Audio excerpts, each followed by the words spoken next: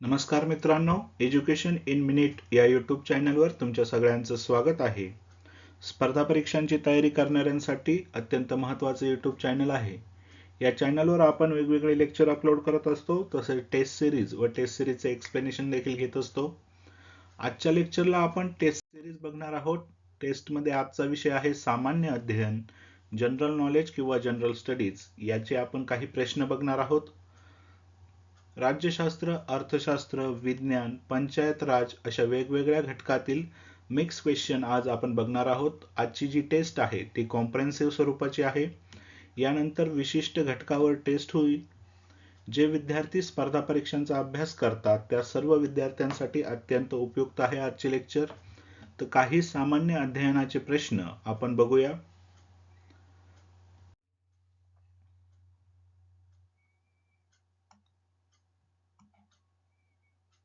बघा, पहिला प्रश्न आहे, ब्राह्मो समाजाची स्थापना कोणी केली?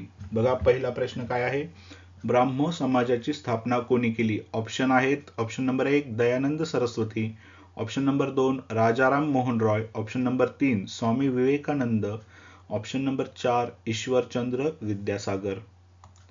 बघा, या प्रश्नाचं करेक्ट उत्तर दयानंद सरस्वती ही नाही, स्वामी विवेकानंद ही नाही, ईश्वरचंद्र विद्यासागर देखील नाही. या प्रश्नाचं करेक्ट उत्तर आहे राजाराम मोहन रॉय. मित्रांनो, राजाराम मोहन रॉय यांना आद्य प्रवर्तक, आद्य समाज सुधारक असे म्हणले जाते. त्यांनी ब्राह्मो समाजाची स्थापना केली.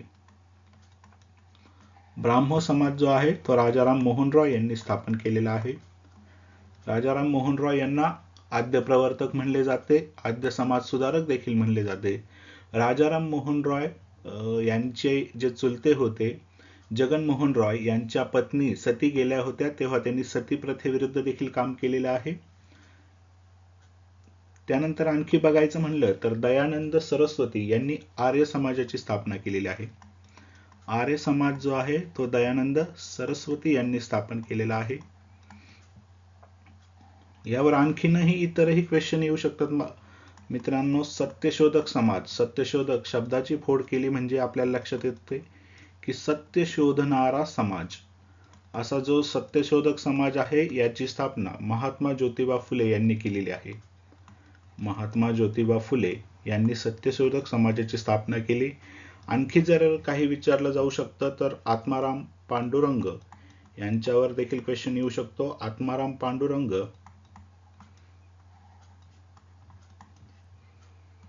यांनी कोणत्या समाजाची स्थापना केली? कोणत्या समाज सुधारकाने कोणते समाज स्थापन केले हे अत्यंत महत्त्वाचं आहे. आत्माराम पांडुरंग यांनी प्रार्थना समाजाची स्थापना केली. प्रार्थना समाज जो आहे तो आत्माराम पांडुरंग यांनी स्थापन केलेला आहे. बघा, प्रश्न होता ब्राह्मो समाजाची स्थापना कोणी केली? ब्राह्मो समाजाची स्थापना राजाराम मोहन रॉय यांनी केली. त्याचं करेक्ट उत्तर आहे ऑप्शन नंबर 2 दयानंद सरस्वती यांनी कोणत्या समाजाची स्थापना केलेली आहे? आर्य समाज. त्यानंतर महात्मा फुलेंनी सत्यशोधक समाज स्थापन केला व आत्माराम पांडुरंग यांनी प्रार्थना समाज स्थापन केला. परीक्षेच्या दृष्टीने खूप महत्त्वाचे असतात. कोणत्या समाज सुधारकाने कोणते समाज स्थापन केले? हा क्वेश्चन खूप वेळा रिपीट होतो मित्रांनो. चला पुढच्या क्वेश्चन कडे जाऊया. प्रश्न आहे, खालीलपैकी डॅश डॅश हे पुस्तक महात्मा ज्योतिबा फुले यांनी लिहिलेले नाही. लिहिलेले आहे विचारलेलं नाही, लिहिलेले नाही. कोणते पुस्तक लिहिलेले नाही असा प्रश्न आहे. म्हणजे ह्या ऑप्शन मध्ये तीन ऑप्शन जे आहेत ते त्यांनी लिहिलेले आहे व एक जे लिहिलेले नाही ते बघायचं आहे. ऑप्शन नंबर 1 आहे शेतकऱ्यांचा आसूड, 2 गुलामगिरी, 3 तृतीय रत्न आणि 4 आहेत सुधारक. तर बघा मित्रांनो, शेतकऱ्यांचा आसूड हे देखील पुस्तक महात्मा ज्योतिबा फुलेंचंच आहे. गुलामगिरी देखील त्यांचं आहे, तृतीय रत्न देखील त्यांचं आहे. सुधारक जे आहे ते महात्मा ज्योतिबा फुले यांनी लिहिलेलं नाही. सुधारक गोपाळ गणेश आगरकर यांचं आहे. सुधारक कोणी लिहिलेला आहे? गोपाळ गणेश आगरकर किंवा बऱ्याच वेळा ग आगरकर असं येतं. यांचं आहे सुधारक हे. तृतीय रत्न हे महात्मा ज्योतिबा फुले यांनीच लिहिलेलं आहे, परंतु तृतीय रत्न जे आहे हे त्यांचं नाटक आहे. हे नाटक त्यांनी लिहिलेलं होतं. गुलामगिरी आणि शेतकऱ्यांचा आसूड हे देखील महात्मा ज्योतिबा फुले यांनी लिहिलेले आहे. आणखी जर महात्मा ज्योतिबा फुलेंनी लिहिलेले पुस्तक बघायचे असेल तर आणखी पुस्तक आहे ब्राह्मणाचे कसब. ब्राह्मणाचे कसब, त्यानंतर इशारा. आणखी एक प्रश्न असा बनू शकतो की कोणतं पुस्तक महात्मा ज्योतिबा फुले यांच्या मरणोत्तर प्रसिद्ध झालं? तर त्याचं उत्तर आहे सार्वजनिक सत्यधर्म. सार्वजनिक सत्यधर्म हे पुस्तक जे आहे महात्मा ज्योतिबा फुले यांच्या मरणोत्तर प्रकाशित झालेलं आहे. बघा, महत्वाचा कंटेंट आहे. महात्मा ज्योतिबा फुले यांच्यावर हा क्वेश्चन आला आहे. त्यांनी लिहिलेले पुस्तक खालीलपैकी कोणतं नाही? तर शेतकऱ्यांचा आसूड, गुलामगिरी, तृतीय रत्न नावाचं नाटक, ब्राह्मणाचे कसब, इशारा, सार्वजनिक सत्यधर्म हे सर्व पुस्तके महात्मा ज्योतिबा फुलेंचे आहे. सुधारक हे वृत्तपत्र आहे जे गोपाळ गणेश आगरकर यांनी सुरू केलं. त्यामुळे ह्या प्रश्नाचं करेक्ट उत्तर आहे ऑप्शन नंबर 4 सुधारक. चला पुढच्या क्वेश्चन कडे. प्रश्न आहे डॅश डॅश डॅश यांना अर्थशास्त्राचे जनक मानले जाते. ऑप्शन बघा, Adam Smith, Alfred Marshall, Robbins किंवा यापैकी नाही. तर बघा, अर्थशास्त्राचे जनक कोण आहे हे विचारलं आहे. अल्फ्रेड मार्शल देखील नाही, रॉबिन्स नाही आणि यापैकी एकही नाही. हा ऑप्शन सुद्धा चुकीचा आहे. याचं करेक्ट उत्तर आहे ॲडम स्मिथ. ॲडम स्मिथ यांना अर्थशास्त्राचे जनक मानले जाते. ॲडम स्मिथ जे आहे, लक्षात ठेवा, पाठ करा. अर्थशास्त्राचे जनक कोणाला मानले जाते? तर उत्तर आहे ॲडम स्मिथ. मग प्रश्न असा असेल, समजा भारतीय अर्थशास्त्राचे जनक कोण? तर भारतीय अर्थशास्त्राचे जनक आहेत दादाभाई नौरोजी. भारतीय अर्थशास्त्राचे जनक कोणाला मानले जाते? तर त्याचं उत्तर आहे दादाभाई नौरोजी. इथं शॉर्टकट मध्ये लिहितो भारतीय अर्थशास्त्राचे जनक दादाभाई नौरोजी. ॲडम स्मिथने सर्वप्रथम काय केलं होतं? Wealth of nation. Wealth of nation नावाचं पुस्तक लिहिलं होतं. राष्ट्राची संपत्ती असा मराठी अनुवाद होतो त्याचा. वेल्थ ऑफ नेशन हे पुस्तक लिहिलं होतं, त्याच्यामुळे त्यांना अर्थशास्त्राचे जनक मानले जायचे. त्यानंतर भारतीय अर्थशास्त्रात सर्वप्रथम दादाभाई नौरोजी यांनी काम केलं आहे. त्यामुळे दादाभाई नौरोजी यांना भारतीय अर्थशास्त्राचे जनक मानले जाते. चला बघूया पुढचा प्रश्न. क्वेश्चन नंबर 4, प्रश्न 4. भारतातील मध्यवर्ती बँक कोणती? भारतातील मध्यवर्ती बँक कोणती? Option number 1 SBI, option number 2 RBI, 3 IDBI, 4 ICICI. बघा, भारतातील मध्यवर्ती बँक ICICI नाही, IDBI देखील नाही, SBI देखील नाही. या प्रश्नाचं करेक्ट उत्तर आहे RBI. Reserve Bank of India ही भारताची मध्यवर्ती बँक म्हणून ओळखली जाते. रिझर्व्ह बँक ऑफ इंडिया ही भारताची मध्यवर्ती बँक ओळखली जाते. बघा, RBI बद्दल थोडीशी माहिती सांगतो तुम्हाला.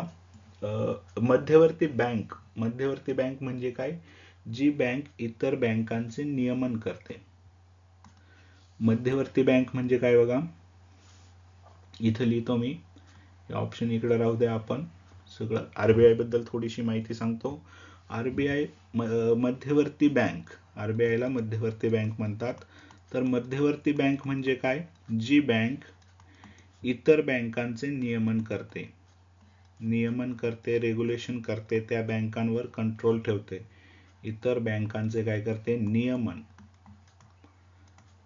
नुसते नियमन करत नाही तर त्यांच्यावर नियंत्रण ठेवण्याचं देखील काम करते. अशी RBI काय करते? या सर्वांवर नियंत्रण ठेवण्याचं काम करते. RBI ची जी स्थापना आहे ती स्थापना 1935 मध्ये झाली आहे. 1935 मध्ये कधी झाली ती? 1 एप्रिल 1935 मध्ये.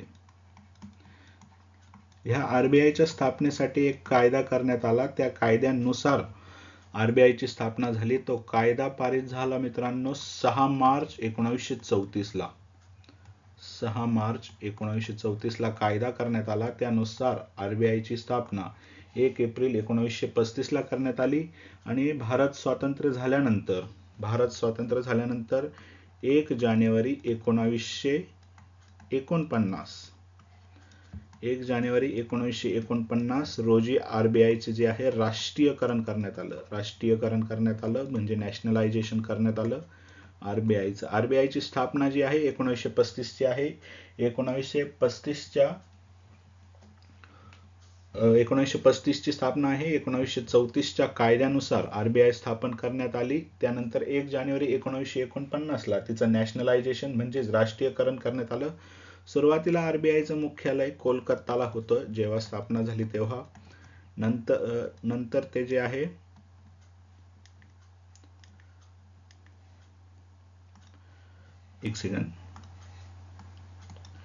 सुरुवातीला आरबीआयचं जे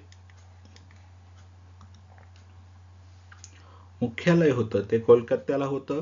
त्यानंतर जेव्हा त्याची स्थापना झाली तेव्हा ते सुरुवातीला कोलकात्याला होतं, नंतर ते मुंबईला हलवण्यात आलं. असा मुद्दा मला सांगायचा आहे. आरबीआय बद्दल जनरल माहिती सांगितली. कुठेही कसाही क्वेश्चन फिरला फ्रेम झाला तर ही माहिती आपल्याला माहिती पाहिजे. त्यानंतर आरबीआयचं कार्य सांगतो. वेगवेगळ्या प्रकारच्या चलनी नोटांची निर्मिती आरबीआय करते. आरबीआय सरकारची बँक असते. थोडक्यात सांगायचं म्हणलं तर आरबीआय सरकारची बँक म्हणून काम करते. आरबीआय सरकारची बँक असते किंवा तिला बँकांची बँक देखील म्हणले जाते. बँकांची बँक म्हणले जाते, जी पैशाचं नियंत्रण करते, वेगवेगळी आकडेवारी प्रदर्शित करते.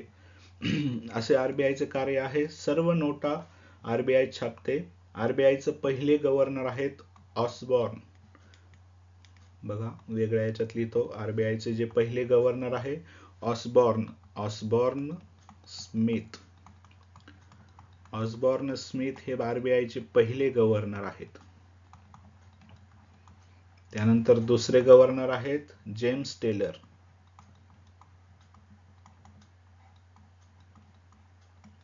व पहिले भारतीय गव्हर्नर व आरबीआयचे तिसरे गव्हर्नर हे आहेत सी डी देशमुख जे आहेत हे पहिले भारतीय गव्हर्नर व आरबीआयचे तिसरे गव्हर्नर आहेत. लक्षात ठेवा सी डी देशमुख 1943 ते 1949 या काळात आरबीआयचे गव्हर्नर राहिलेले आहे. आणखी आरबीआय बद्दल सांगायचा मुद्दा म्हणलं तर आरबीआय आहे 1 रुपयाची नोट सोडून इतर सर्व नोटा आरबीआय छापते. फक्त 1 रुपयाची नोट सोडून.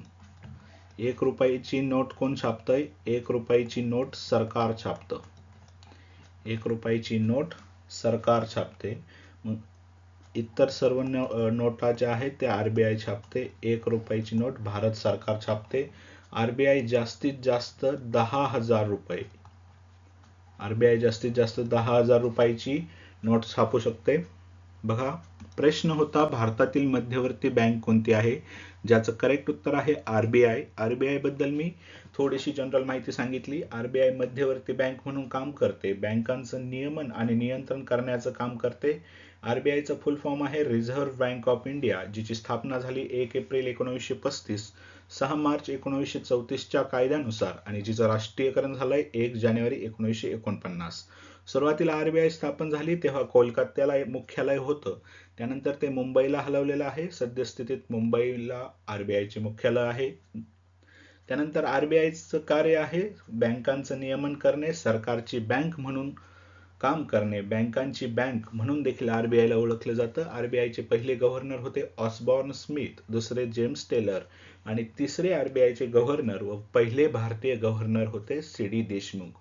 आरबीआय सर्व नोटा छापू शकते, फक्त 1 रुपयाची नोट सोडून. 1 रुपयाची नोट सरकार छापते. जास्तीत जास्त आरबीआय 10,000 रुपयाची नोट छापू शकते.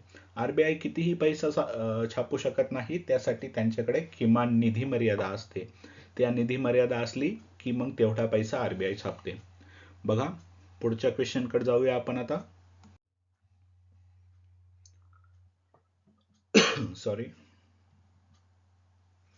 पुढचा प्रश्न आहे, पोलीस हा विषय भारतीय राज्यघटनेच्या कोणत्या सूचीत समाविष्ट करण्यात आला आहे? प्रश्न आहे, पोलीस हा विषय भारतीय राज्यघटनेच्या कोणत्या सूचीत समाविष्ट करण्यात आला आहे? ऑप्शन आहेत केंद्र सूची, दुसरा आहे समवर्ती सूची, तिसरा विशेष सूची आणि चौथा आहे राज्य सूची. प्रश्नाकडे जाण्याआधी मी तुम्हाला सांगू इच्छितो की अधिकारांची विभागणी, सरकारचे जे अधिकार असतात त्याची विभागणी वेगवेगळ्या सूच्यांमध्ये केली जाते. जी सरकारचे जे अधिकार असतात अशा अधिकारांची विभागणी केली जाते. ही विभागणी वेगवेगळ्या सूच्यांमध्ये केली जाते. मग अशा सूच्या कोणकोणत्या आहेत? तर पहिली आहे केंद्र सूची, त्यानंतर दुसरी आहे राज्य सूची व थोडीशी कमी महत्वाची अशी जी आहे समवर्ती सूची. मग तुम्हाला विचारलं जातं की ह्या सूचींमध्ये काय काय असतं. बघा, केंद्र सूची जी आहे, केंद्र सूचीमध्ये देशाचे विषय असतात. केंद्र सूचीमध्ये देशाचे विषय असतात. राज्य सूचीमध्ये नावातच आहे, राज्याचे विषय असतात. त्यानंतर समवर्ती सूची जी आहे, समवर्ती सूचीमध्ये कमी महत्वाचे विषय असतात. मग देशाचे विषय कोणकोणते आहेत जे की केंद्र सूचीमध्ये आहेत? बघा, विषय सांगितल्यानंतर लगेच लक्षात येईल. आत्ताच आपण मागच्या क्वेश्चन मध्ये बघितलं, आरबीआय हा देशाचा विषय आहे. त्याच्यानंतर आहे रेल्वे मंत्रालय जे आहे ते देशाचं आहे. त्याच्यानंतर आहे युद्ध, वेगवेगळ्या प्रकारचे युद्ध जो आपला देश लढतो ते सगळे केंद्राचे विषय आहेत. युद्ध झाल्यानंतर शांतता राखणे हा देखील केंद्राचा विषय आहे. त्यानंतर नागरिकत्व, आपल्याकडे एकेरी नागरिकत्व आहे, अमेरिकेकडे दुहेरी नागरिकत्व आहे. तिथे राज्यांचं आणि देशाचं दोन्हीही नागरिकत्व दिले जाते. असं नागरिकत्व आत्ता बघितलेलं आपण आरबीआय ला डॅश करून मी बँकात लिहितो, आरबीआय बँका. त्यानंतर रेल्वे जसं डिपार्टमेंट आहे तसं पोस्ट सुद्धा सेंट्रलचं असतं. त्यानंतर वजन व मापे यांची मानके निश्चित करण्याचा अधिकार हा केंद्राकडे आहे. अशा प्रकारचे विषय हे देशाच्या सूचीत असतात. मग राज्याच्या सूचीमध्ये कोणते असतात? पोलीस हा विषय. आत्ताच्या आपल्या प्रश्नाचं उत्तर देखील हेच आहे. पोलीस हा विषय राज्याच्या याच्यात येतो. त्यानंतर दवाखाने, अपंगांना केली जाणारी मदत, स्वच्छता व वेगवेगळ्या ठिकाणी पाणी पुरवठा, ही सगळे विषय जे आहेत हे राज्य सूचीमध्ये आहेत. यांच्यावर निर्णय घ्यायचा अधिकार हा राज्यांकडे असतो.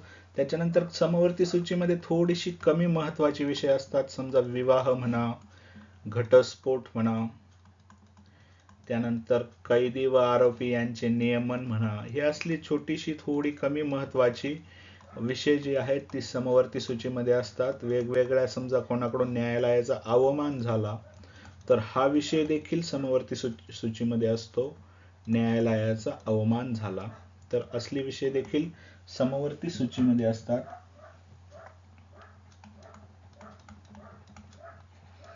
बघा, पुन्हा एकदा सांगतो, आपण बघतोय प्रश्न, पोलीस हा विषय भारतीय राज्यघटनेच्या कोणत्या सूचीत समाविष्ट करण्यात आला आहे?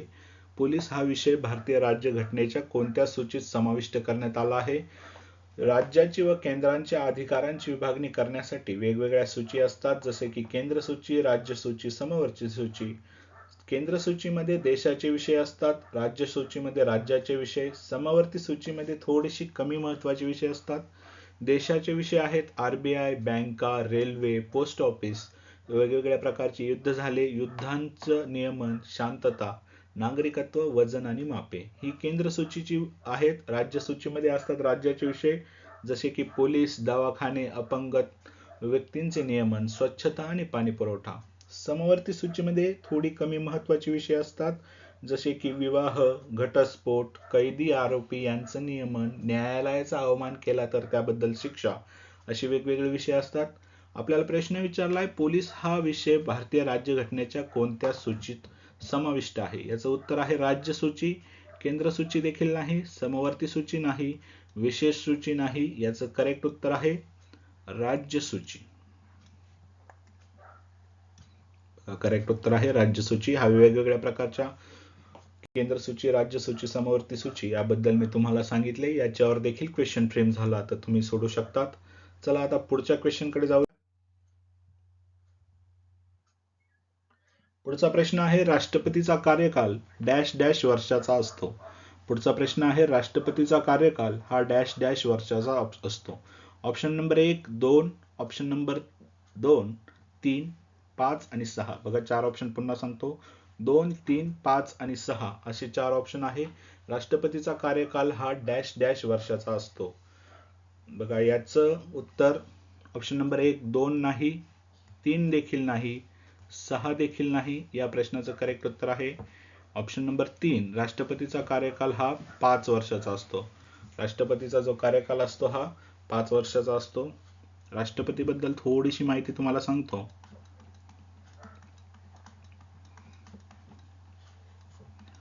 कलम 56 नुसार राष्ट्रपती यांचा जो कार्यकाल आहे हा 5 वर्षाचा आहे. राष्ट्रपती होण्यासाठी किमान वयोमर्यादा असते 35 वर्ष. राष्ट्रपती या पदासाठी तुम्हाला पात्र होण्यासाठी किमान वयोमर्यादा आहे 35 वर्ष आणि कमाल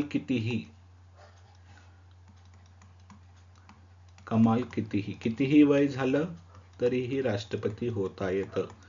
किमान मर्यादा दिलेली आहे, किमान आहेत 35 वर्ष राष्ट्रपती यांची किमान वयोमर्यादा आहे. त्यानंतर बरेचसे संसदेतील, विधान परिषदेतील किंवा वेगवेगळे निवडून आलेले मेंबर, इलेक्टोरल मेंबर हे 5 वर्षातच त्यांचा कार्यकाल संपतो. परंतु ज्यांच्यावर कार्यकाल 6 वर्ष आहे यांच्याबद्दल मी तुम्हाला सांगतो. 6 वर्ष कार्यकाल असणारे आहेत राज्यसभा व विधान परिषद यांची सदस्य. राज्यसभेची सदस्य, राज्यसभा सदस्य, त्यानंतर विधान परिषद सदस्य यांचा सगळ्यांचा कार्यकाल किती आहे? 6 वर्ष.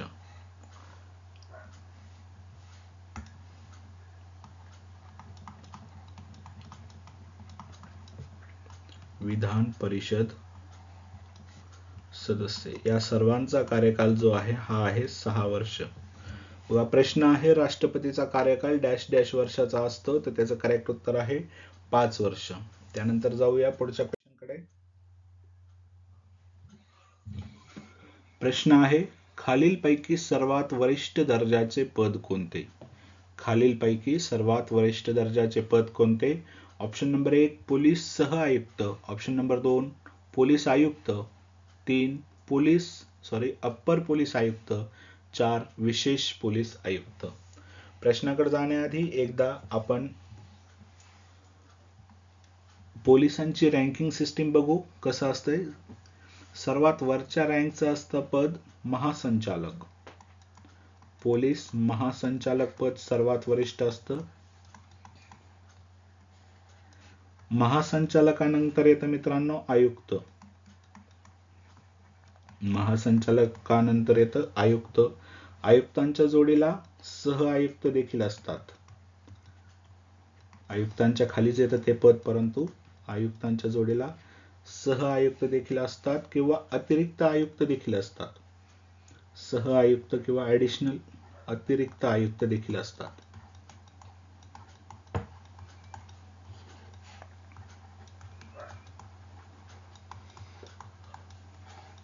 महासंचालक झाले, आयुक्त झाले, सह आयुक्त, अतिरिक्त आयुक्त किंवा उप आयुक्त आपण जरी त्यांना म्हणू शकतो. त्यानंतर आयुक्तांनंतर येतात निरीक्षक.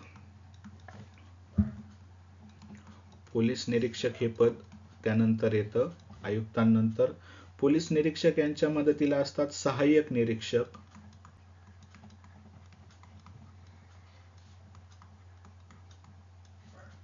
सहाय्यक निरीक्षक आणि जे आपण MPSC थ्रू देतो ते उपनिरीक्षक.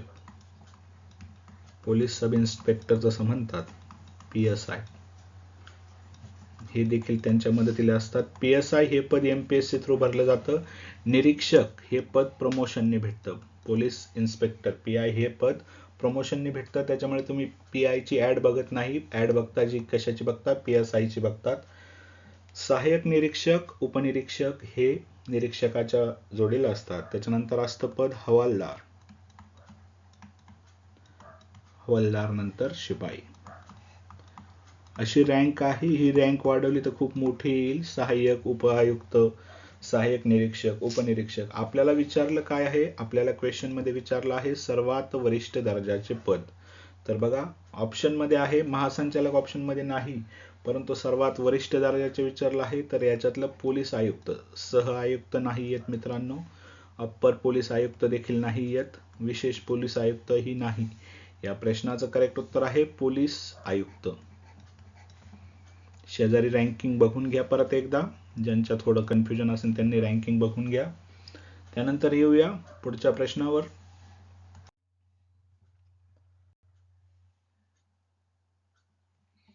प्रश्न आहे मानवी शरीरातील गुणसूत्रांची संख्या किती.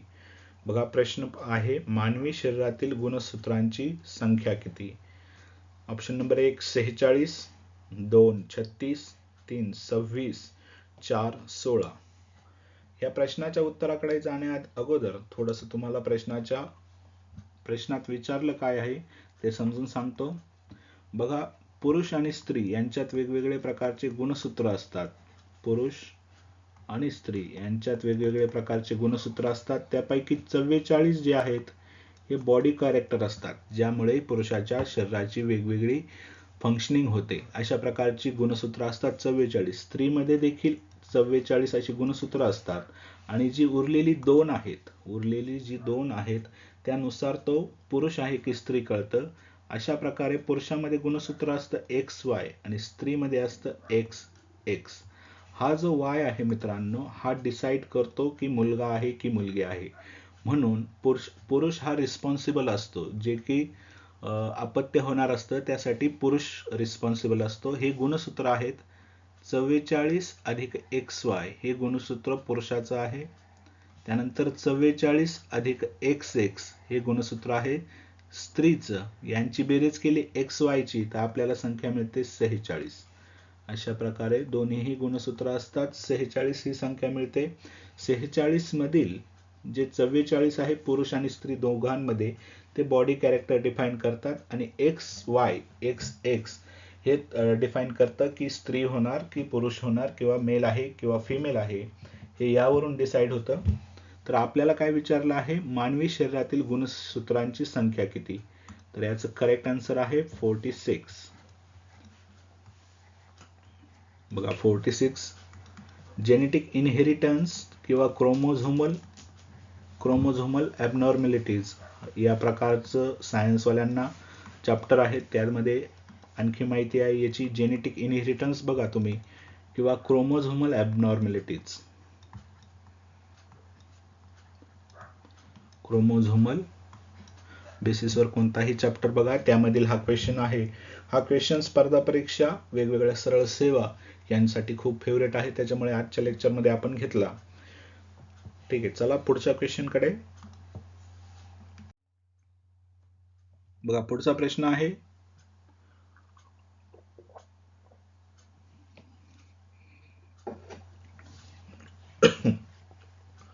पुढचा प्रश्न आहे कोणते अक्षरवृत्त पृथ्वीला दोन भागात विभागते. कोणते अक्षरवृत्त पृथ्वीला दोन भागात विभागते. Option number 1 कर्कवृत्त, 2 मकरवृत्त, 3 विषुववृत्त, 4 रेखावृत्त.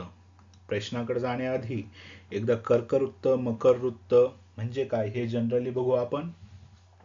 प्रश्न आहे कोणते अक्षरवृत्त हे पृथ्वीला दोन भागात विभागते. थोडासा पृथ्वीचा गोल काढण्याचा प्रयत्न मी इथे केलाय.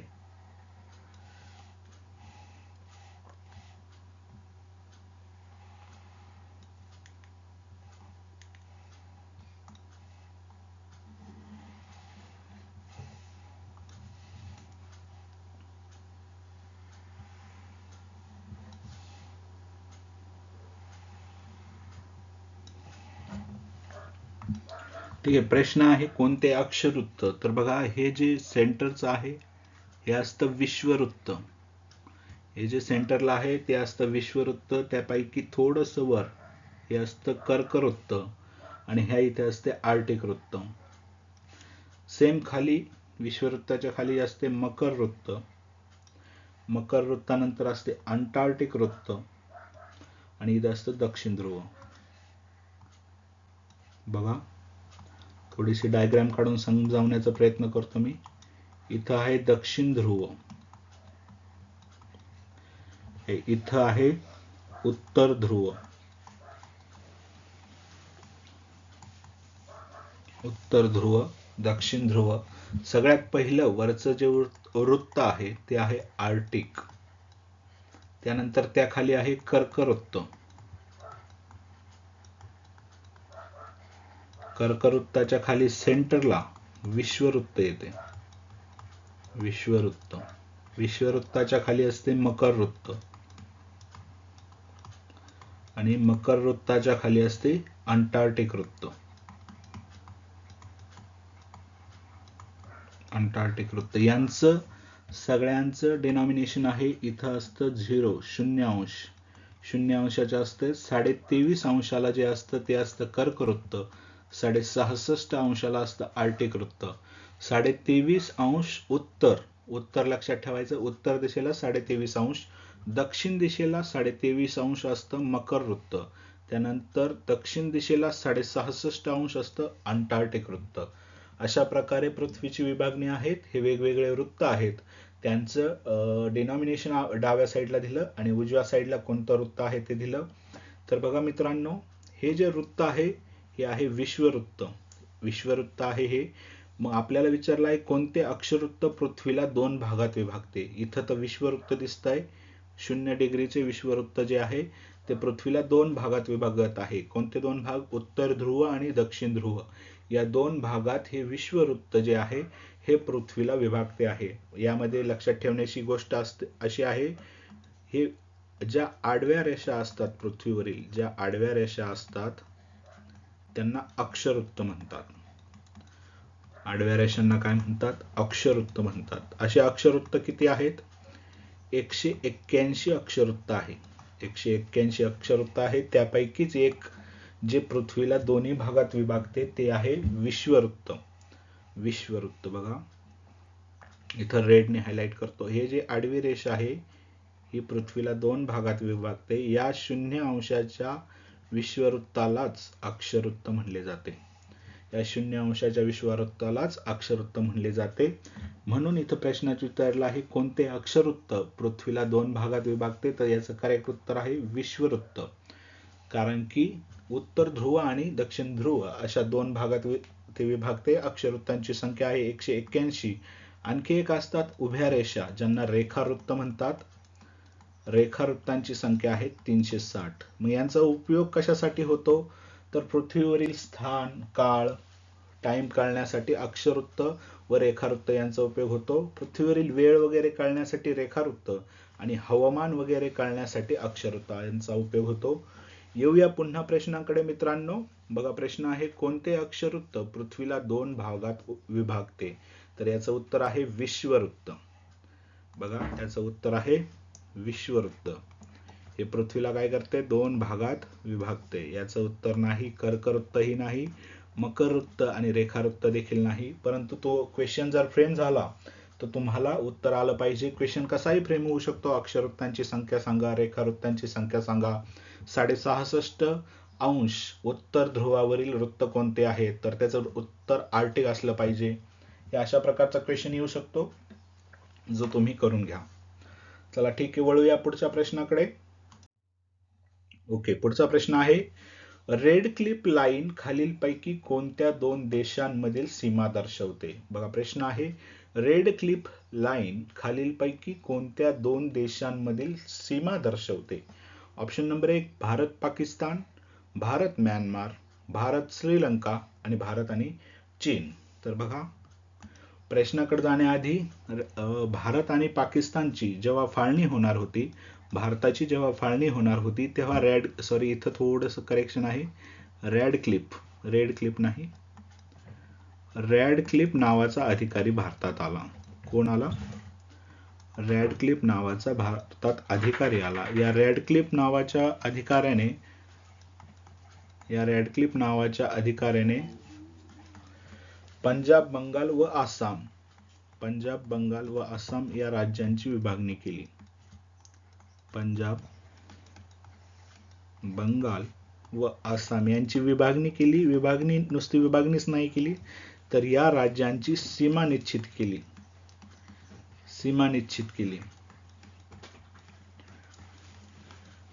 या सीमा निश्चितीमुळे भारत आणि पाकिस्तान ही दोन देश वेगळी झालीत. या सीमा निश्चितीमुळे भारत आणि पाकिस्तान यांच्यातील बॉर्डर फिक्स झाली.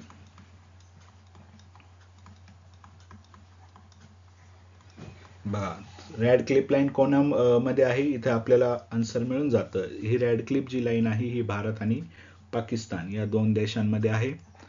भारत आणि म्यानमारमध्ये नाही, भारत आणि श्रीलंकेमध्ये नाही, भारत आणि चीनमध्ये जी लाईन आहे त्या लाईनला काय म्हणतात हा एक प्रश्न आहे. तर याचं उत्तर आहे भारत आणि चीनमध्ये जी लाईन आहे त्याचं नाव आहे मॅकमोहन लाईन किंवा तिला मॅकमोहन रेषा देखील म्हणतात. मॅकमोहन लाईन किंवा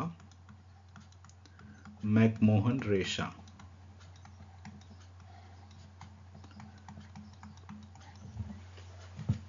मॅकमोहन लाईन किंवा मॅकमोहन रेषा म्हणतात. बघा, प्रश्नाचं उत्तर मिळालं तुम्हाला. भारत आणि पाकिस्तान यांना वेगवेगळ्या या दोन देशांमधील सीमा दर्शवण्याचं काम कोणती लाईन करते? Radcliffe line. चला जाऊया पुढच्या प्रश्नाकडे. प्रश्न आहे, एप्रिल मे महिन्यात महाराष्ट्रात पडणाऱ्या पावसाला डॅश डॅश म्हणतात. प्रश्न आहे, एप्रिल मे महिन्यात महाराष्ट्रात पडणाऱ्या पावसाला डॅश डॅश म्हणतात. ऑप्शन नंबर 1 आंबेसरी, 2 मृगसरी, 3 वर्षासरी, 4 माघारीचा पाऊस. एप्रिल मे महिन्यात महाराष्ट्रात पडणाऱ्या पावसाला डॅश डॅश म्हणतात. 1 आंबेसरी, 2 मृगसरी, 3 वर्षासरी, 4 माघारीचा पाऊस. तर बघा, या प्रश्नाचं उत्तर हे मृगसरी नाही, वर्षासरी नाही, माघारीचा पाऊस देखील नाही. या प्रश्नाचं करेक्ट उत्तर आहे आंबेसरी. कोकणात हा पाऊस पडतो मित्रांनो. आंबेसरी या नावाने येऊ शकतं किंवा याला आम्रसरी देखील म्हणतात. आंबेसरी किंवा आम्रसरी दोन्हीही उत्तर बरोबर आहे. जेव्हा हाच पाऊस पश्चिम महाराष्ट्रात पडतो, एप्रिल मे महिन्यात हाच पाऊस जेव्हा पश्चिम महाराष्ट्रात पडतो, तर पश्चिम महाराष्ट्रात काही ठिकाणी याला वळवाचा पाऊस देखील म्हणतात. पश्चिम महाराष्ट्रात वळवाचा पाऊस देखील म्हटले जाते.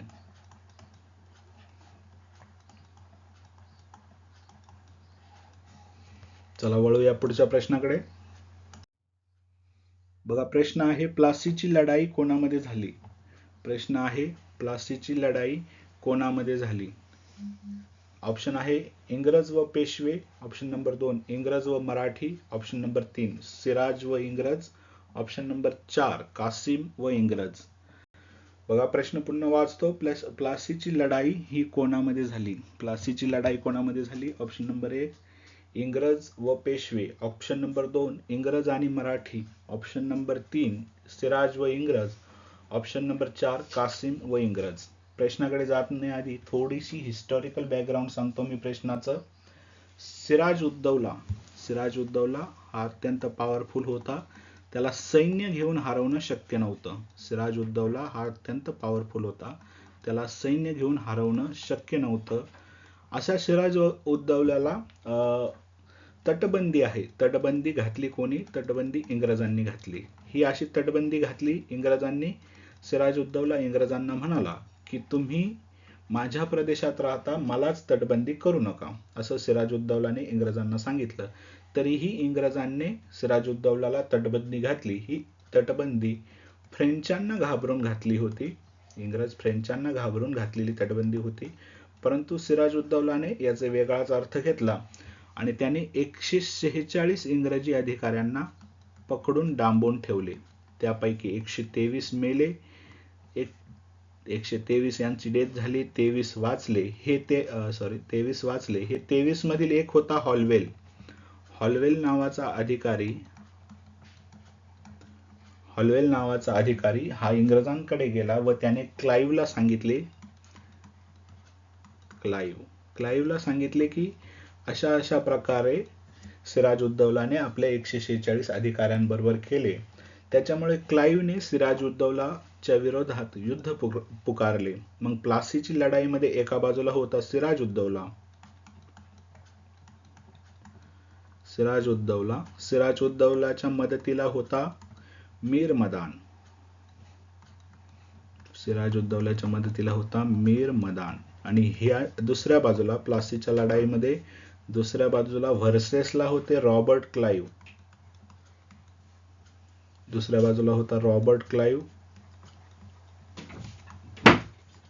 त्यानंतर मीर जाफर,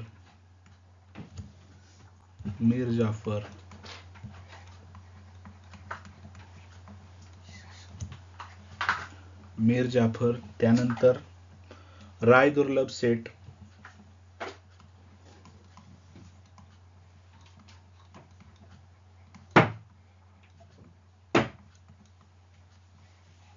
व जगत शेठ बेगम.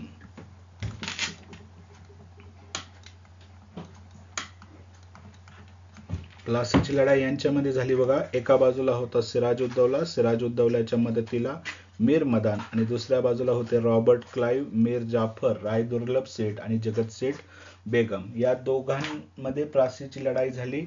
सिराजला सैन्य घेऊन हरवणं शक्य नव्हतं, त्याच्यामुळे सिराजचा खून करण्यात आला व प्लासीची लढाई इंग्रज जिंकले.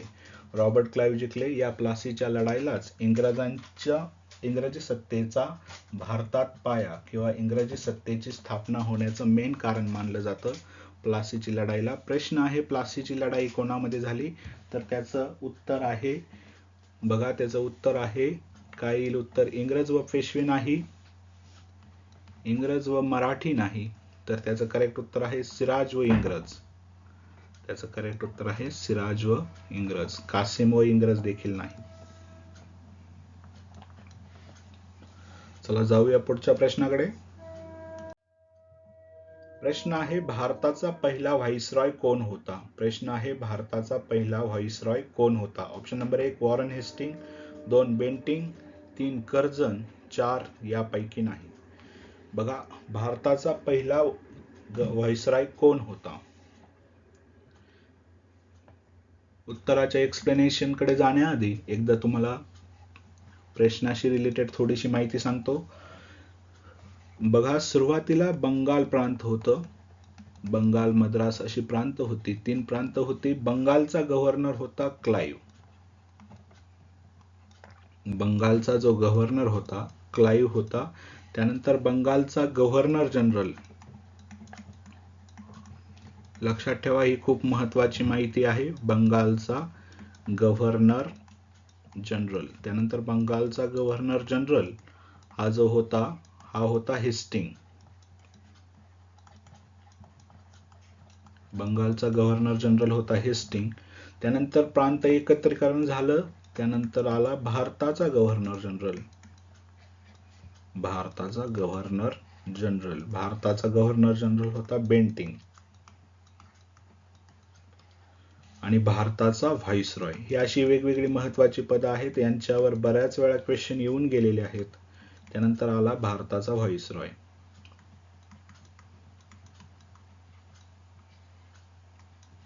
भारताचा व्हाईसरॉय होता कॅनिंग. इथं थोडंसं व्यवस्थित लिहिता नाही आलं मला अक्षर, तुम्ही व्यवस्थित काढा.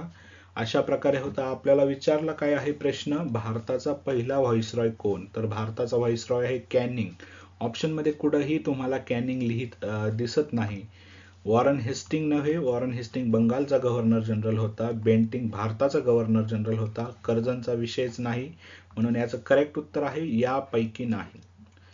उत्तरामध्ये ऑप्शन मध्ये काय असायला हवं होतं? ऑप्शन मध्ये असायला होतं भारताचा पहिला व्हाईसरॉय हा असायला पाहिजे होता कॅनिंग, जो की इथं नाहीये, त्याच्यामुळे आपण यापैकी नाही उत्तर लिहिलं. बघा, याचं जर लक्षात ठेवायचं तर आहे कसं लक्षात ठेवायचं, क्लाइव्ह, हेस्टिंग, बेंटिंग, कॅनिंग. समजा तुम्ही कुठंतरी काहीतरी कॅन, स्प्राईटचा कॅन वगैरे पिण्यासाठी गेले आणि तुम्हाला तो आवडला नाही, तर तुम्ही काय म्हणणार? काय हे बे कॅन. हा कॅन काय आहे असं आपण गावरान भाषेत म्हणतो. तसं काय हे बे कॅन. कायचं क्लाइव्ह, हेस्टिंग, बेंटिंग आणि कॅन अशी एखादी ट्रिक बनवून तुम्ही लक्षात ठेवू शकता. सर्व पहिले आहेत बंगालचा पहिला गव्हर्नर, बंगालचा गव्हर्नर जनरल, भारताचा गव्हर्नर जनरल व भारताचा व्हाईसरॉय. ठीक आहे, चला पुढच्या प्रश्नाकडे. पुढचा प्रश्न आहे, स्थानिक स्वराज्य संस्थाचा जनक कोणाला म्हणले जाते? काय प्रश्न आहे? स्थानिक स्वराज्य संस्थाचा जनक कोणास म्हटले जाते?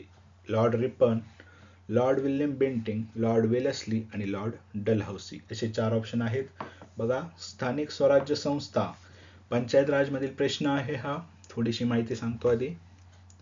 बघा, पंचायत राज मधील क्वेश्चन आहे हा. एक सेकंड, थोडीशी माहिती सांगतो आधी. स्थानिक स्वराज्य संस्था म्हणजेच पंचायत राज. स्थानिक स्वराज्य संस्थांना काय म्हटले जाते? पंचायत राज म्हटले जाते मित्रांनो. स्थानिक स्वराज्य संस्था म्हणजेच पंचायत राज. अशा पंचायत राजचा इतिहास आहे. या इतिहासामध्ये महत्त्वाच्या काही बाबी आहेत त्या बघा, त्या मी सांगतो. स्थानिक स्वराज्य संस्थांची स्थापना करण्यात आली. त्याच्यासाठी आधी आर्थिक विकेंद्रीकरण करण्याचं गरजेचं होतं.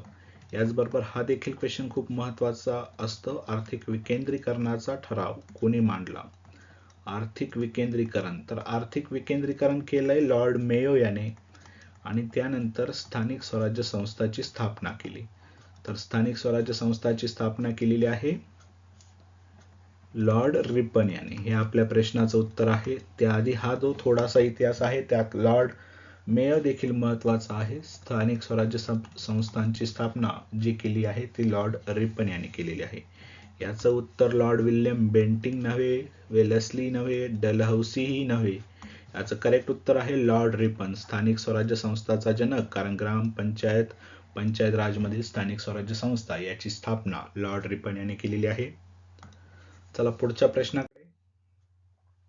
पुढचा प्रश्न आहे, सर्वसाक्षी जगतपती त्यास नकोची मध्यस्थी हे कोणत्या सामाजिक संघटनेचं ब्रीदवाक्य होते? सर्वसाक्ष जगतपती त्यास नकोची मध्यस्थी हे कोणत्या सामाजिक संघटनेचं ब्रीदवाक्य आहे? ऑप्शन नंबर 1 प्रार्थना समाज, दुसरं सत्यशोधक समाज, तिसरं डिप्रेस्ड क्लास मिशन, चौथं बहिष्कृत हितकारणी सभा. बघा, सर्वसाक्ष जगतपती म्हणजे ईश्वर त्यास नकोची मध्यस्थी, त्यास कोणीही मध्यस्थी नको असं याचा अर्थ आहे. तर याचं करेक्ट उत्तर आहे मित्रांनो सत्यशोधक समाज. सत्यशोधक समाज म्हणजे सत्य शोधणारा समाज. या प्रश्नाचं उत्तर प्रार्थना समाज नाही, डिप्रेस्ड क्लास मिशन नाही, बहिष्कृत हितकारणी सभा देखील नाही. हे वाक्य जे आहे हे महात्मा ज्योतिबा फुले म्हणत. महात्मा ज्योतिबा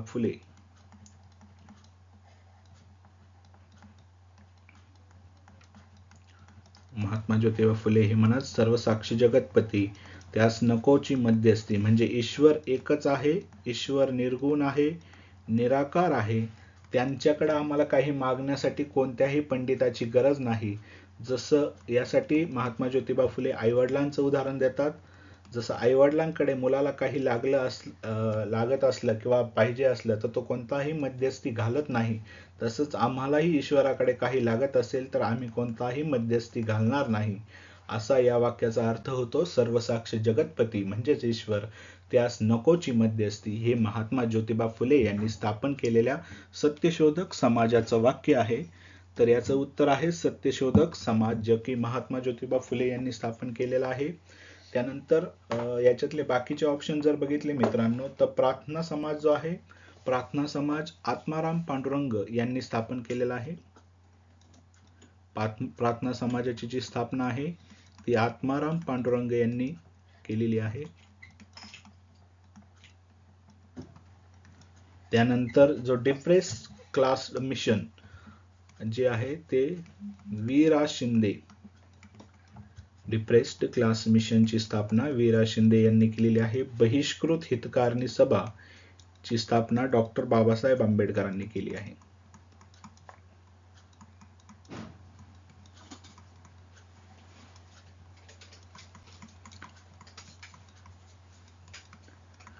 डॉक्टर बाबासाहेब आंबेडकरांनी केलेली आहे. तर या प्रश्नाचं करेक्ट उत्तर आहे सत्यशोधक समाज. चला पुढच्या क्वेश्चनकडे. पुढचा प्रश्न आहे संतोष चषक. बघा संतोष चषक कशाशी संबंधित आहे? Option number 1 football, option number 2 hockey, 3 cricket, 4 badminton. बघा संतोष चषक हा हॉकीशी संबंधित नाही, क्रिकेटशी तर नाहीच नाही, बॅडमिंटनशीही नाही. या प्रश्नाचं करेक्ट उत्तर आहे फुटबॉल. संतोष चषक जो आहे हा फुटबॉलशी संबंधित आहे. त्यानंतर पुढे बघा हॉकीशी संबंधित कोणते चषक असतात? ध्यानचंद कप किंवा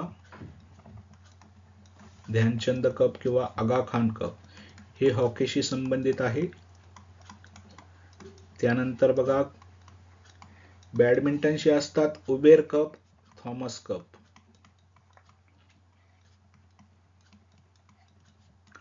उबेर कप आणि थॉमस कप हे कशाशी संबंधित आहे? बॅडमिंटनशी आहे. तर ह्या प्रश्नाचं करेक्ट उत्तर आहे फुटबॉल. संतोष चषक कशाशी संबंधित आहे? फुटबॉलशी. त्यानंतर पुढच्या क्वेश्चनकडे येऊया.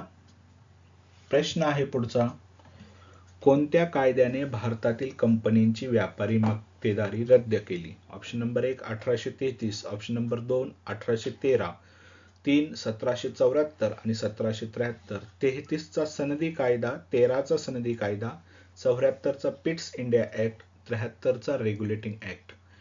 एक मिनिट लेक्चर होल्ड करा मित्रांनो. 1 मिनिटात मी पुन्हा आलो आपल्याकडे. क्वेश्चन तोपर्यंत रीड करा. 1 मिनिटाचा होल्ड घेऊन मी आपल्याकडे पुन्हा लेक्चर मध्ये बॅक येतोय. 1 मिनिटाचा होल्ड घेतोय.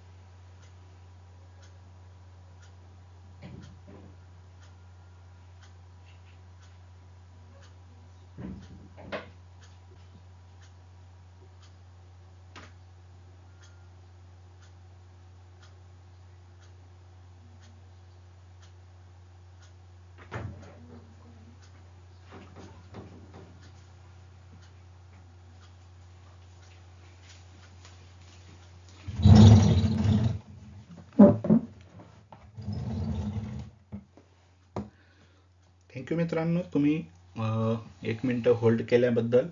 लेक्चरच्या इन बिटवीन थोडंसं काम आलं होतं त्याच्यामुळे होल्ड करायला लावलं. बघा या परत पुन्हा आपल्या क्वेश्चनकडे. कोणत्या कायद्याने भारतातील कंपनींची व्यापारी मक्तेदारी रद्द केली? बघा कोणत्या कायद्याने भारतातील कंपनींची व्यापारी मक्तेदारी रद्द केली? ऑप्शन नंबर 1 1833 चा कायदा, 2 1813 चा कायदा, 3 1774 चा कायदा, 73 चा कायदा. बघा प्रश्नाकडे जाण्याआधी मी तुम्हाला सांगतो भारतातील कंपनीची व्यापारी मक्तेदारी म्हणजे ही कंपनी दुसरी तिसरी कोणी नसून ब्रिटिश ईस्ट इंडिया कंपनी आहे. ब्रिटिश ईस्ट इंडिया कंपनी या कंपनीची व्यापारी मक्तेदारी कोणत्या कायद्याने कमी केली? व्यापारी मक्तेदारी म्हणजे जे ब्रिटिश लोक होते हे भारतात आले, भारतात व्यापाराच्या नावाने भारतीयांकडून भरपूर संपत्ती लुटून नेऊ लागले व स्वतःची घरं भरू लागले. ब्रिटिश सरकारलाही देखील कमी प्रमाणात द्यायचे, स्वतःची घरं भरू लागले. त्याच्यासाठी यांच्यावर नियंत्रण ठेवणं गरजेचं ब्रिटिश सरकारला वाटलं. जे अधिकारी आपण भारतात पाठवतोय त्यांच्यावर नियंत्रण ठेवणं गरजेचं आहे. यासाठी आले काही नियंत्रण कायदे. नियंत्रण कायद्यामध्ये सर्वात पहिला आला 1773चा नियंत्रण कायदा, त्याच्यानंतर 1781, 1784, 1786 अशी 4 नियंत्रण कायदे आली मित्रांनो. ह्या नियंत्रण कायद्यावर आपण एक वेगळं लेक्चर घेणार आहे कंपॅरेटिव्ह स्वरूपात. ते सगळी कायदे मी सोप्या भाषेत तुम्हाला समजून सांगणार आहे. यानंतर आली सनदी कायदे. सनदी कायद्यांनाच म्हणतात चार्टर ऍक्ट. सनदी कायदे दुसरे तिसरे काही नसून सनदी कायद्यांनाच काय म्हटलं जातं, चार्टर ऍक्ट म्हटलं जातं. तर अशी चार्टर ऍक्ट देखील 4 होते. ही दर 20 वर्षांनी रिन्यूल व्हायची. 1793 नंतर 20 वर्षांनी पुढचा आला 1813. 1813 नंतर 20 वर्षांनी आला 1833. 1833 नंतर 20 वर्षांनी आला 1853. हे दर 20 वर्षाला रिन्यू व्हायचे. ह्याच सेपरेट आपण एक लेक्चर बनवणार आहोत, ब्रिटिश ईस्ट इंडिया कंपनीचे कायदे. यातील जो आहे मित्रांनो, हा जो आहे 1813चा कायदा, याने व्यापारी मक्तेदारी रद्द केली. याने एवढंच नाही, अंशतः केली होती, 33ने पूर्णतः केली. त्यानंतर शिक्षणावर 13च्या कायद्याने 1 लाख रुपये खर्च, 33च्या कायद्याने 10 लाख खर्च. ईस्ट इंडिया कंपनीची डिटेल माहिती ह्या सनदी कायद्याच्या आपल्या लेक्चरमध्ये मिळून जाईल. सध्यापुरतं एकाधिकार रद्द करणारा कायदा 1813चा कायदा. ऑप्शन नंबर 2 1813चा सनदी कायदा किंवा चार्टर ऍक्ट म्हटलं तरी चालेल त्याला.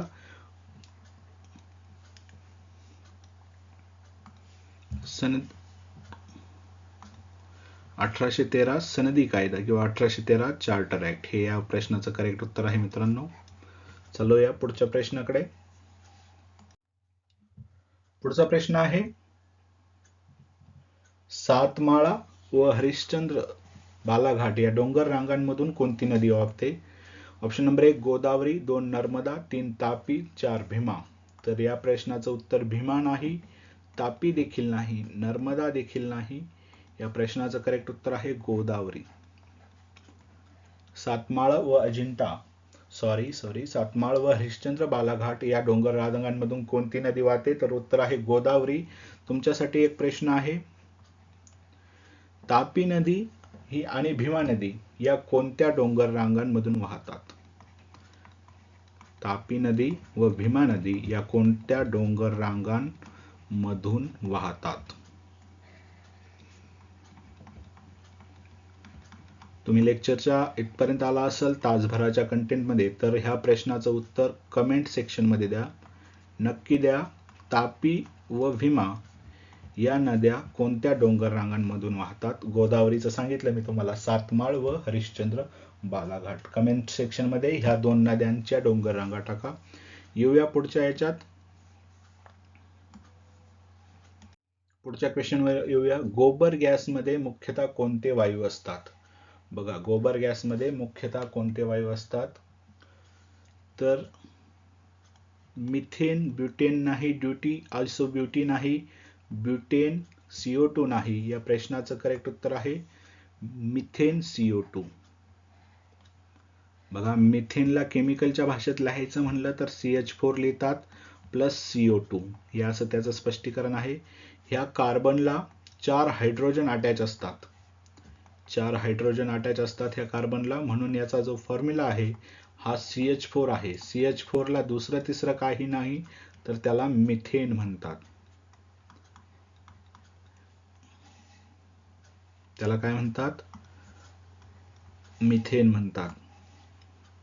केमिस्ट्री मधलं चॅप्टर आहे अल्केन, अल्काइन, अल्कलॉइड्स याशी रिलेटेड आहे. गोबर गॅसमध्ये मुख्यतः मिथेन वायू असतो. येऊया पुढच्या क्वेश्चनकडे. बघा, पुढचा प्रश्न आहे, महाराष्ट्रात पंचायत राज व्यवस्था कधीपासून अंमलात आली आहे? महाराष्ट्रात पंचायत राज व्यवस्था कधीपासून अंमलात आली आहे? ऑप्शन नंबर 1 मे 1960, 2 1 मे 1962, 3 26 जानेवारी 1950, 4 26 नोव्हेंबर 1950. त्याआधी थोडंसं बघू आपण. 1956 ला बघा, थोडंसं हिस्ट्री बघू आधी. 1956 ला बॉम्बे प्रांत होता. बॉम्बे प्रांतामध्ये महाराष्ट्र व गुजरात ही दोन्हीही राज्ये एकत्र होती. 1960 ला महाराष्ट्र राज्याची निर्मिती झाली. 1 मे 1960 या दिवशी काय झालं, महाराष्ट्र राज्याची निर्मिती झाली. आणि 1 मे 1962 ला 3 स्तरीय पंचायत राज महाराष्ट्राने स्वीकारले. त्रिस्तरीय पंचायत राज जे आहे, 3 स्तरीय पंचायत राज जे आहे ते महाराष्ट्राने स्वीकारले. त्याची तारीख आहे 1 मे 1962. तर बघा, या प्रश्नाचं करेक्ट उत्तर आहे 1 मे 1962, ऑप्शन नंबर 2. 1 मे 1960 नाही, तेव्हा महाराष्ट्र राज्याची निर्मिती झाली. 26 जानेवारी 1950 नाही, 26 नोव्हेंबर 1949 नाही, संविधान दिन, त्यानंतर प्रजासत्ताक दिन, अशी वेगवेगळे कन्फ्युजिंग डेट्स तुम्हाला टाकलेली आहे. त्याचं करेक्ट उत्तर आहे 1 मे 1962. पुढच्या क्वेश्चन कडे.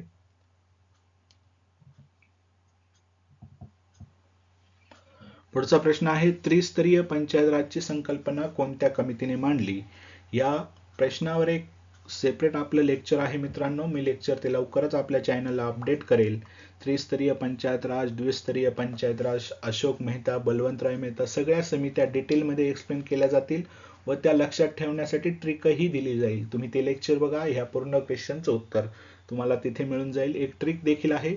सध्या आपण ह्या क्वेश्चन कडे बघू. त्रिस्तरीय पंचायत राजची संकल्पना सरकारी आयोगाने नाही, दांडेकर समितीने नाही, अशोक समिती जी आहे, अशोक समिती द्विस्तरीय पंचायत राज, अशोक समितीने काय केलं होतं, द्विस्तरीय पंचायत राजची संकल्पना मांडली होती. या द्विस्तरीय पंचायत राजमध्ये गाव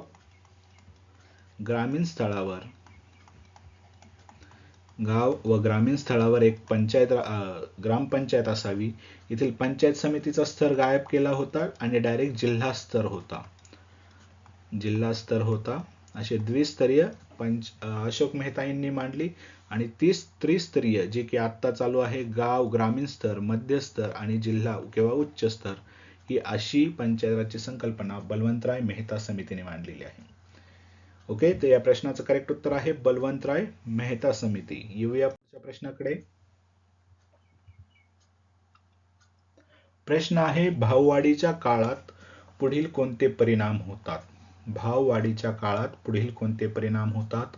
ऑप्शन बघा. पैशाचं मूल्य घटतं, वस्तूचं मूल्य घटते, पैशाचं मूल्य वाढतं, वस्तूचं मूल्य वाढतं. तर बघा, यातील करेक्ट ऑप्शन बघायचं आहे. भाववाढीच्या काळात बघा, पैशाचं मूल्य घटते पाहिजे होतं, इथं थोडी प्रिंटिंग मिस्टेक आहे. पैशाचे मूल्य घटते, तर भाववाढीच्या काळात पैशाचं मूल्य घटते, बरोबर आहे. त्यानंतर वस्तूचे मूल्य घटते, तर वस्तूचे मूल्य घटत नाही, पैशाचे मूल्य वाढते. पैशाचं मूल्य वाढते की घटते? बघा, ऑप्शन खूप कन्फ्युजिंग आहे. पुन्हा एकदा ह्या ऑप्शनवर जाण्याआधी मी तुम्हाला थोडंसं बॅकग्राऊंड आधी एक्सप्लेन करतो. भाववाढ म्हणजे नेमकं काय? भाववाढीच्या काळात कोणते परिणाम होतात असा प्रश्न आहे. भाववाढ म्हणजे काय? किंमत वाढ. सोप्या शब्दात जर बघितलं तर भाववाढ म्हणजेच काय? किंमत वाढ. वस्तूच्या व किमती, वस्तू व सेवा यांच्या किमती काय होतात? वाढतात. वस्तू व सेवा यांच्या किमती काय होतात? वाढतात. त्यालाच काय म्हणतात? भाववाढ म्हणतात. भाववाढीलाच चलनवाढ देखील म्हणतात. म्हणजे काय बघा, इथं वस्तूचे मूल्य जे आहे ते वाढते, वस्तूचे मूल्य वाढते, पैशाचे मूल्य वाढते, म्हणजेच भाववाढ. म्हणजे याचं करेक्ट उत्तर आहे 1 व 4. वस्तूचं मूल्य घटत नाही, पैशाचं मूल्य हे ऑप्शन घटते वाढते व्यवस्थित बघा. 22वेचं उत्तर आहे ऑप्शन नंबर 4. जाऊया पुढच्या क्वेश्चन कडे. बघा, पुढचा प्रश्न आहे, भारतीय हरित क्रांतीचे जनक डॅश डॅश होते. भारतीय हरित क्रांतीचे जनक डॅश डॅश होते. तर याचं उत्तर डॉक्टर वर्गीस कुरियन देखील नाही, डॉक्टर होमी भाभा देखील नाही, डॉक्टर नॉर्मन बॉरलॉक नाही. या प्रश्नाचं करेक्ट उत्तर आहे डॉक्टर MS स्वामीनाथन.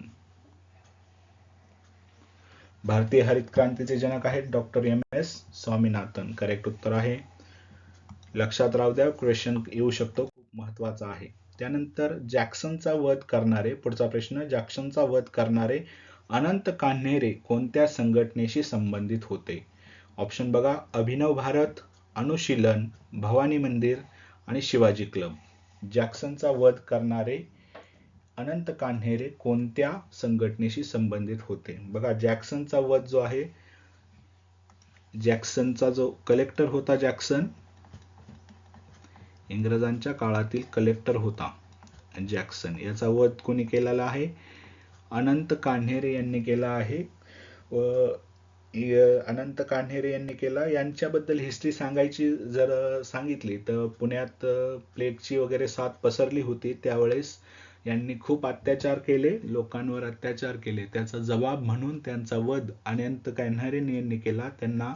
त्यांची हत्या अनंत कान्हेरे यांनी केली. तर अनंत कान्हेरे जे होते हे अनुशीलन समितीशी नाही, भवानी मंदिर नाही, शिवाजी क्लब नाही, तर अभिनव भारत या संघटनेशी रिलेटेड आहेत अनंत कान्हेरे. ठीक आहे, पुढचा क्वेश्चन बघा, पेसा कायदा कशाशी संबंधित आहे? पेसा म्हणजे काय? सुरुवातीला पेसाचं फुल फॉर्म बघून घेऊ आपण. पेसा म्हणजे काय? Panchayat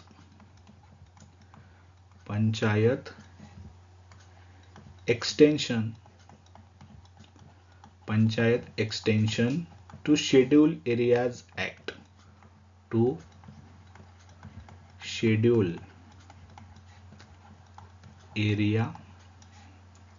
panchayat extension to schedule area act हा याचा फुल फॉर्म आहे. 1996 ला हा कायदा जो आहे हा पारित झालेला आहे.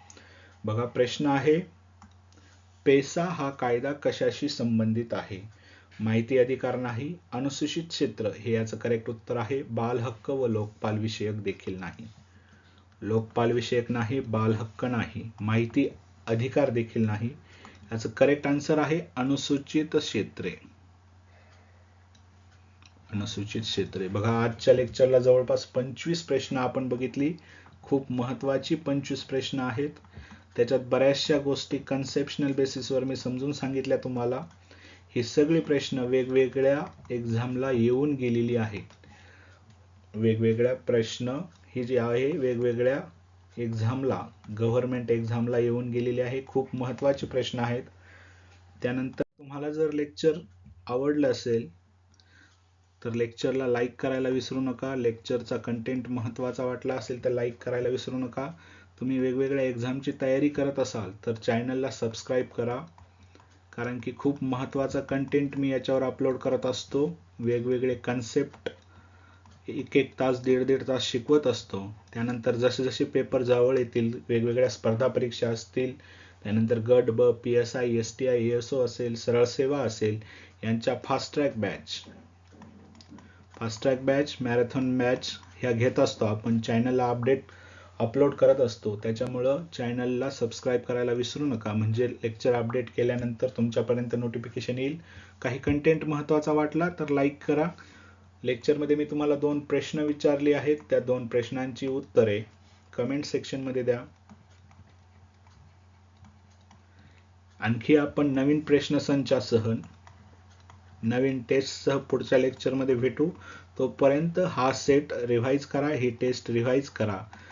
ज्या गोष्टी लक्षात ठेवण्याजोग्या आहेत त्या नक्की लक्षात ठेवा. याचा पेपरमध्ये तुम्हाला नक्कीच फायदा होईल. तोपर्यंत धन्यवाद मित्रांनो. पुन्हा भेटून नेक्स्ट लेक्चरला. तोपर्यंत आनंदी राहा, अभ्यास करत राहा. थँक्यू.